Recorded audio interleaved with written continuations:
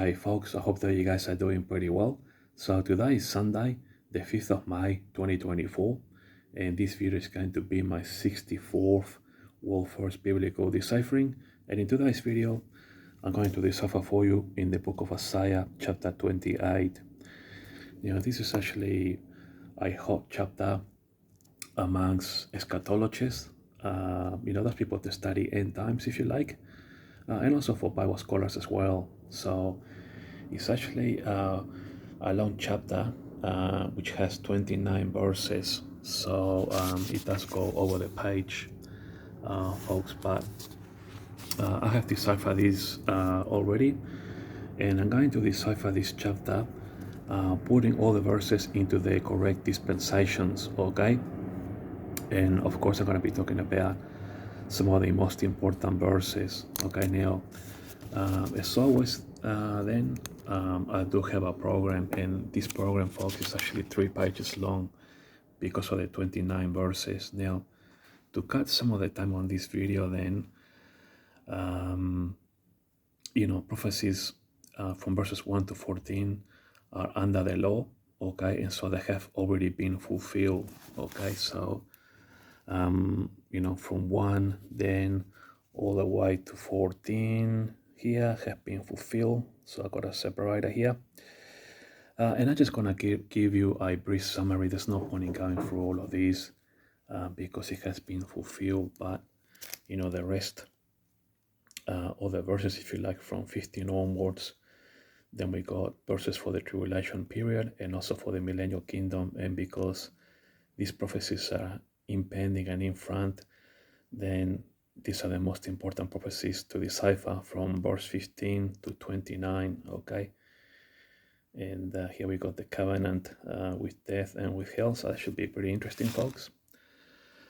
All right, then, so just to give you a brief summary, then verses 1 to 14, okay, are under the law, 15 to 20 for the tribulation period, and verses 21 to 29 for the millennial kingdom, okay? All right, so let me give you just a brief summary of what has happened in verses 1 to 14, which are under the law, okay? So basically, if you like, Ephraim, I'm reading from the King James Bible, okay? Woe to the crown of pride, to the drunkards of Ephraim, okay? So these people, the northern kingdom, if you like, of Israel or Samaria, these people are basically drunks and have really fallen off the bandwagon, so to speak, and God is warning them He's going to judge them. Okay, but anyway, let me give you here what I got on my summary. So of course, Ephraim, same thing as Samaria or the northern kingdom of Israel. God is angry. He's warning the northern kingdom of Israel, if you like, of judgment to come. They all get drunk on wine, even the priests and the prophets of all people. And so it has become intolerable for God to put up with the filthiness any longer. Okay, so that's basically the summary from verses 1 to 14. Okay, these prophecies have come to pass. There's no point in keeping this video any longer. Now, verses 15 to 20 are tribulation prophecies. Okay, and I'm going to show you the Bible, what the verses say, and then I'm going to tell you verse by verse all the way to 29 as to my thinking in deciphering these verses for you, okay? So stay tuned because this is a very interesting and hot topic for eschatologists, okay? Now, because you have said, this is Israel, we have made a covenant with death and with hell, we are at agreement. So basically it's talking about here in verse 15, the covenant that Israel will sign with the Antichrist, okay? And it's actually a falsehood covenant, okay? Now God is actually, allowing this to happen in the church age, if you like, just borderline with the rapture, because, it's to protect Israel. Of course, Israel needed to become a nation in 1948. and a lot of Bible prophecies, between then and now has to be fulfilled, if you like. And so God is allowing this in order the Bible prophecy might be fulfilled. God is actually using, the good people and the bad people to fulfill Bible prophecy. Okay, so this is actually a falsehood covenant. Okay, so for verse 15, what I'm reading down, Israel in the future is going to sign a covenant with the Antichrist under a falsehood agreement. Okay, now for verse 15, therefore, thus saith the Lord of God, behold, I lay in Zion for a foundation stone, a dry stone, a precious cornerstone. Cornerstone always refers to Jesus, a sure foundation. He that believeth shall not my highest. Okay, so in summary, basically what I'm reading there is that God is going to lay a firm foundation stone in Zion, or a cornerstone. See Ephesians 2:20, okay, which is symbolic of Jesus, and anyone who believes on Jesus will not be disappointed. Okay, so if we go to Ephesians 2:20, just quickly, I've got patch markers here, folks. We will know, okay. So go to the book of Ephesians, go to chapter 20. Jesus himself, Jesus Christ himself being the chief cornerstone. Okay, so Jesus is always the cornerstone, or refers to as the cornerstone. Now let's go back to Isaiah 28. Okay, and now we're gonna go over the page to verse 18. Okay, so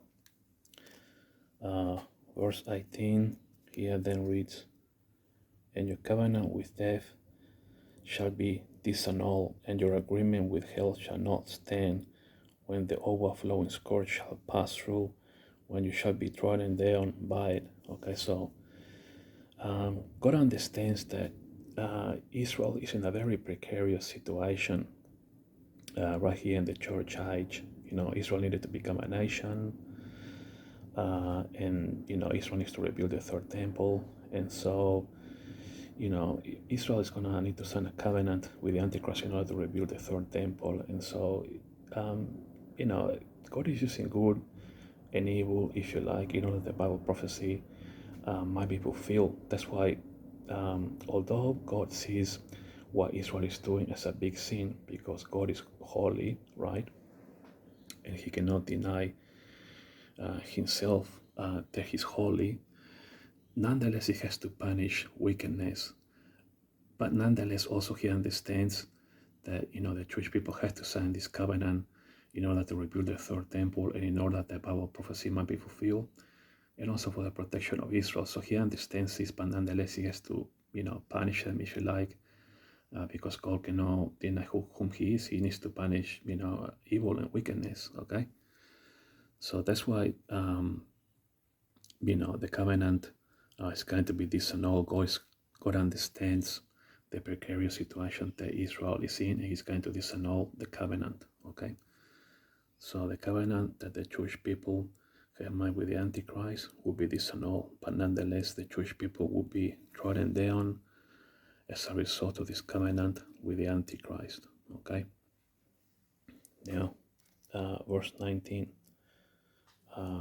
from the time that he goes forth, it shall take you, for morning by morning shall it pass over, by day and by night, and it shall be a vexation only to understand the report. So basically, in summary of verse 19, I have written down, from the time that it begins, in other words, the tribulation period, morning to night, the Jewish people will be in disbelief of what they have to put up with as a result of signing this covenant with the Antichrist, if you like, And verse 20 basically says, and it's going to be an uncomfortable experience, okay?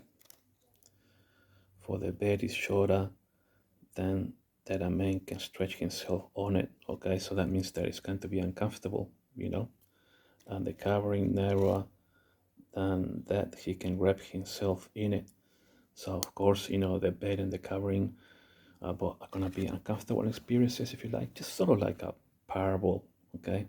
But what he's saying is, in essence, that it's going to be uncomfortable for the Jewish people during the tribulation period, okay? On verse 21, for the Lord shall rise up as in Mount Perazim, over the page. He shall be wroth as in the valley of Gibeon. That's Shosha's victory in Gibeon, if you like. That he might do his work, his strange work, and bring to pass his act, his strange act. This is very important words. Bring to pass his act, his strange act. Okay, so we'll be talking about this in more detail now. Okay, so now verse 21 to 29 then, these are all millennial kingdom prophecies, okay? So verse 21 here, okay, begins the millennial kingdom as prophecies, if you like, in this chapter, because the Lord is going to rise up. This means that he's coming for judgment. Think of the judgment in the valley of Jehoshaphat, okay? For the Lord shall rise up after the tribulation period, okay? So after the tribulation period, the Lord is going to rise up to judge, okay? So bear with me, folks, because I have more notes here, okay? So verse 21 then to 29 are for millennial kingdom prophecies, if you like. For the Lord shall rise as in Mount Perazim or Baal Perazim in 2 Samuel 5:17 to 21. But have a look at verse 20. Okay, so let us go to 2 Samuel. I've got page markers here, folks. Bear with me.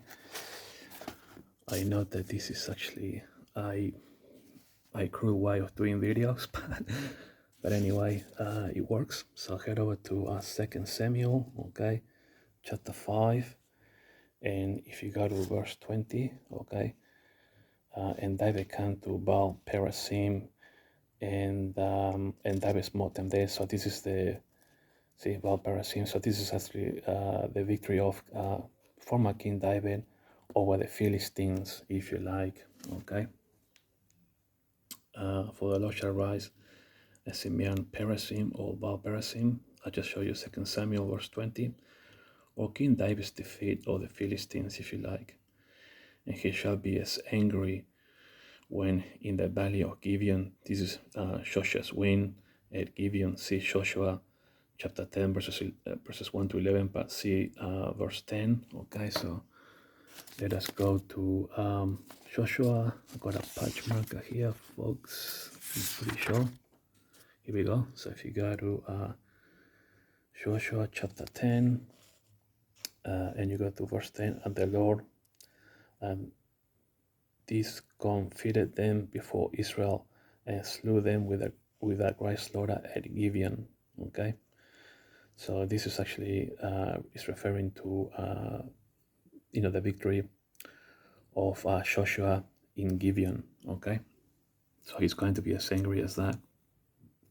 So where are we? Here we go. So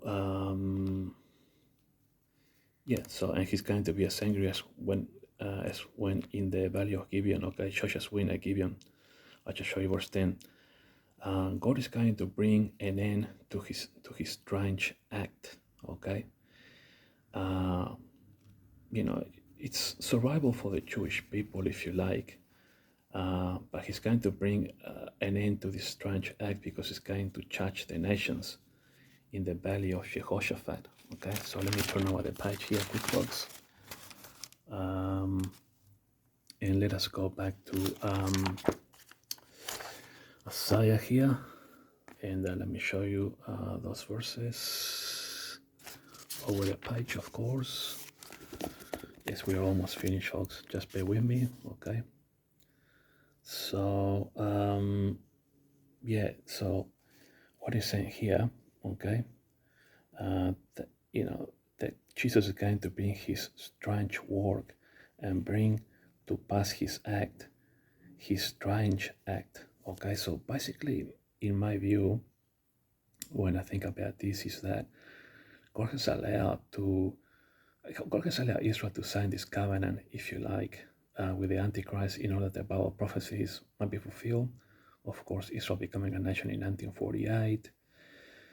All the end time Bible prophecies, okay, they also need to be fulfilled. Think of, Isaiah 17.1, the Elam Bible prophecy, Ezekiel 38, 39, third temple, and so on. And also the protection of Israel, so it is a strange act that, God is allowing this, but it's actually to protect Israel and also, to allow Bible prophecies to be fulfilled, because God has to use the good people and the bad people in order that the Bible prophecy might be fulfilled. Okay? That's why it's called a strange act, in my view. Now, verse 22. Now, from 22, of course, I just told you, all the way to 29, these are millennial kingdom prophecies. Now it says here on verse 22, now therefore, be you not mockers, lest your bands be made strong. For I have heard from the Lord God of hosts a consumption, even determined upon the whole earth. So there's going to be a judgment, a consumption, even determined upon the whole earth. What is this consumption? It's the judgment at the valley of Jehoshaphat. Okay, so this is why these are millennial kingdom prophecies. Okay, because after the tribulation period, after this strange act is finished, then judgment is coming, folks. Okay, and then verse 23 all the way to 28, it's kind of like a parable, if you like. They got the plowman here, sowing the seeds, if you like, all the way to verse 28. Okay, and then verse 29, I'll show you my program in a moment. This also cometh forth from the Lord of hosts, which is wonderful in counsel and excellent in working. So this when I read this parable, if you like, it reminded me of the parable in Matthew. Okay, let me just go to the notes here. So what's happening is that, remember of the parable in Matthew chapter 13, verses 36 to 38 now. With the consummation, okay, even the determination upon the whole earth, that's going to be the judgment, okay? Judgment time in the valley of Jehoshaphat, okay? So think about the harvest that's going to happen after the judgment, okay? And so this is why we had this parable here from verses 23 to 28, if you're following me, okay? Now I wrote down on my notes, similar or kind of, but not exactly, to Matthew 13, verses 36 to 38. In other words, the parable of the tares, okay? I'll show you that in a moment, okay? In verse 37 then, in this parable here, he that soweth the good seed is the Son of Man, or Jesus. So basically, you can read the whole parable here, folks, from verses 24 to 28, if you like, okay? From 24 to 28, about what the plowman does, if you like, or the farmer, okay, how he takes care of the seeds and the barley and so on. But it does have nonetheless similar connotations to the parable of the tares, okay, in Matthew 13, verses 36 to 38.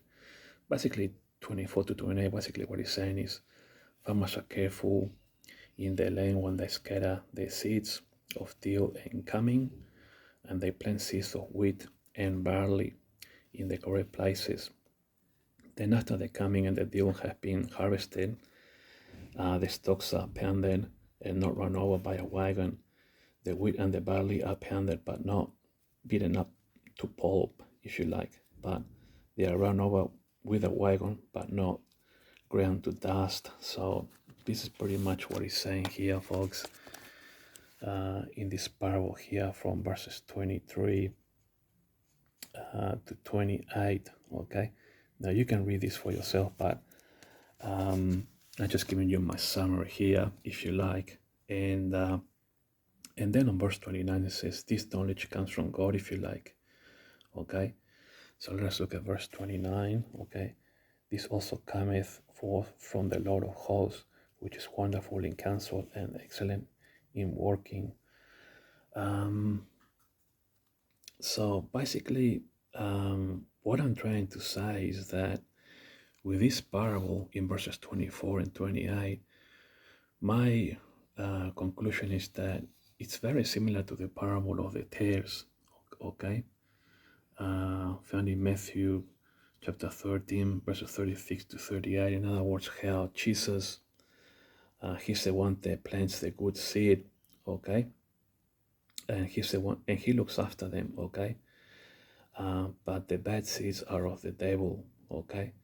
So this is what I'm trying to get here with this parable, that it's almost like Jesus saying, hey, those farmers that are doing a good job, with their farming, with their farming skills, if you like, in how they take care of the plants and seeds and things like that. And, they look after them whilst they grow and things like that. And, they don't run them over with a wagon or whatever, but they are very careful in what they do, Same with Jesus in the parable of his seed, and the good seeds, come from Jesus, if you like, and he looks after the good people, but the tares are of the devil. In other words, it's almost like Jesus saying, hey, I'm a good farmer, I look after my good seeds, but the bad ones are of the devil. And when I come to do my harvest, in other words, my judgment, in the valley of Jehoshaphat, okay, the consummation, even the determination to do away with the strange act, okay, this is what in effect Jesus is saying, only the good seed are going to go through into the millennial kingdom and not the tares, because I'm going to judge them. There's going to be a harvest, if you like, okay? So let us go to Matthew then, so that you get what I mean. So if you go to Matthew chapter 13, okay, and have a look at the parables here on verses 36 to 38, okay? The parable of the tares of the field. He answered and said to them, "He that soweth the good seed is the Son of Man." In other words, Jesus.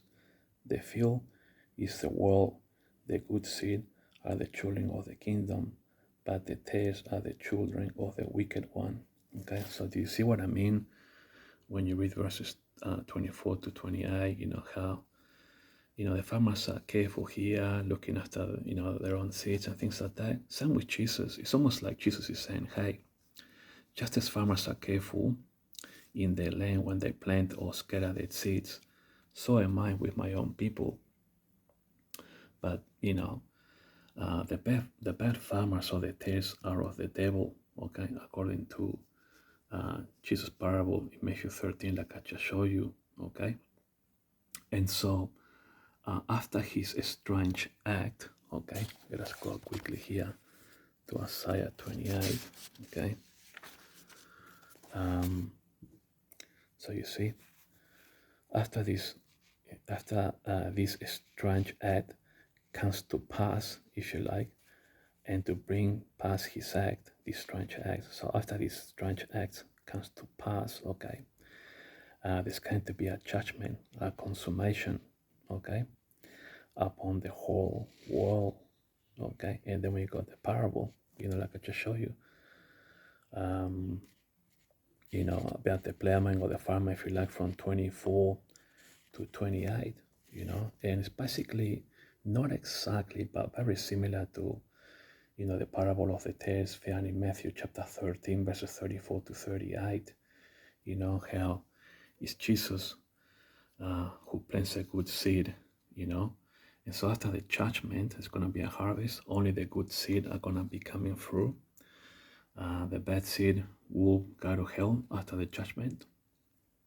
And that is it, folks, And this knowledge comes from God. So in other words, God is saying here, hey, I'm looking after my good seed, okay? And after, the judgment, there's going to be a harvest. The others that come into the millennial kingdom are going to be the good seed. But the baddies, after the judgment, they're going to go to hell. And this is the knowledge that God wants you to know, okay? This knowledge comes from God. So basically what God is saying in this parable here, from 24 to 28, hey, I'm looking at the good seed. There's going to be a harvest, a judgment in the valley of Jehoshaphat, and only the good ones are going to come through, okay? And you better know this. You better make this part of your knowledge, okay, for your own sake. All right, folks, thanks for watching, and I'll talk to you guys later.